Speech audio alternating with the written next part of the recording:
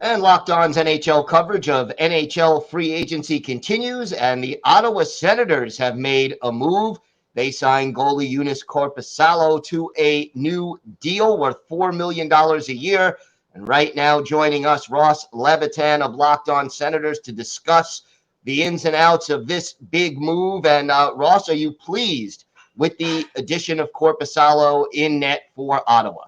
Well, we knew that the Senators were going to get a goalie this summer, and it was a big pool of talent that there was, whether it was the free agent market or there was some talk maybe in a DeBrincat trade or another deal that they would get a goalie with some term. They go with term, and I think that's the first thing that jumps out with Joonas Korpisalo's 5-year deal as a 29-year-old. And I'm chalking it up to free agency, and you have to pay market price. And maybe they were able to keep the AAV down. I was asked a fun question, Locked On Senators YouTube comment saying, would you prefer 4 years at $5 million or 5 years at $4 million? And made me think, but I do prefer the AAV being a little lower. The Sens are high on a couple goalies in their system, but they're 22 and 21 years old respectively, and Mad Sogard and Levi Merrilainen. So I think this is going to be a really good bridge to get there. The only problem is that Pierre Dorion swung twice on goalies with contracts, and both times they haven't worked out. The first one being Matt Murray, of course, in 2020, 4-year deal that he's going the final year of. They had to retain salary to get rid of him. And then Cam Talbot with that trade, and Philip Gustafson goes on to have the year he did in Minnesota. So at least this time they're not giving up assets. They go in the free agent market, and if his start to his time with Ottawa is anything like how he finished the year in Los Angeles after being traded, I think we're in for a pretty good goalie here in Ottawa. What does he add to the mix? I mean, how many games do you expect him to play, and how does he differ from where the goaltending was a year ago? Yeah, well, last year was really unfortunate. Cam Talbot couldn't stay healthy, and then really tough play against Edmonton for Anton Forsberg. He tore both his MCLs, so he was out for the rest of the year, and it just relied on them going with a 22-year-old in Mad Sogard. Played 20 games. Ottawa actually the second most goalies in a single season in NHL history. They used 7 different goalies last year. So hopefully he'll bring some stability. If you look at his history, he's always been a tandem type guy. If that 39 games this past season is the most he's played in a single season in his career. But I also heard Mike Johnson on TSN talking about how he had this hip surgery that really kind of opened things up for him.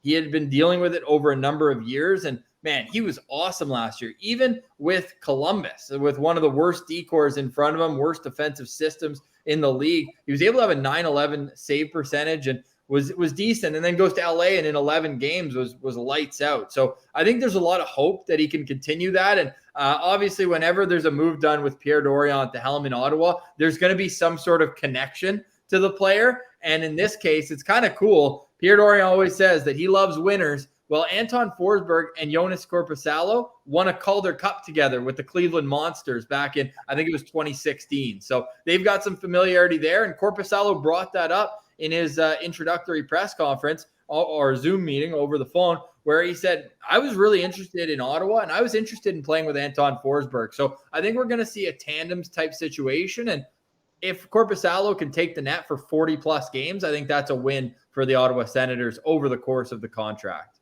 Where do you expect the Senators to look next, or do you think they're done right now?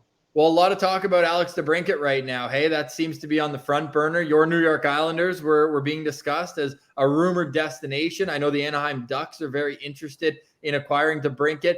All signs at the draft was like, oh, it's going to be Detroit. He's going to go to his hometown. But sounds like they're having a little bit of trouble with the extension part of all this, because Ottawa was clear. They offered Alex DeBrincat an 8-year contract. We don't know what the number was in terms of the annual average value, but he was offered an 8-year term, and I think he's having trouble getting that in other places. So I think that what's next is Alex DeBrincat, because the Sens did well adding depth. And because I say DeBrincat, that could mean a few different things. If they do move him for futures, then all of a sudden they're in the market to replace his goal scoring ability as a top 6. So I wouldn't be surprised if they add another forward. Hey, Josh Bailey comes to mind, just bought out. He's an Ottawa area guy and kind of a veteran presence in a bottom 6 role. But I think you'll see maybe one more minor free agent addition, and then the big ones, whatever happens next with restricted free agent Alex DeBrincat.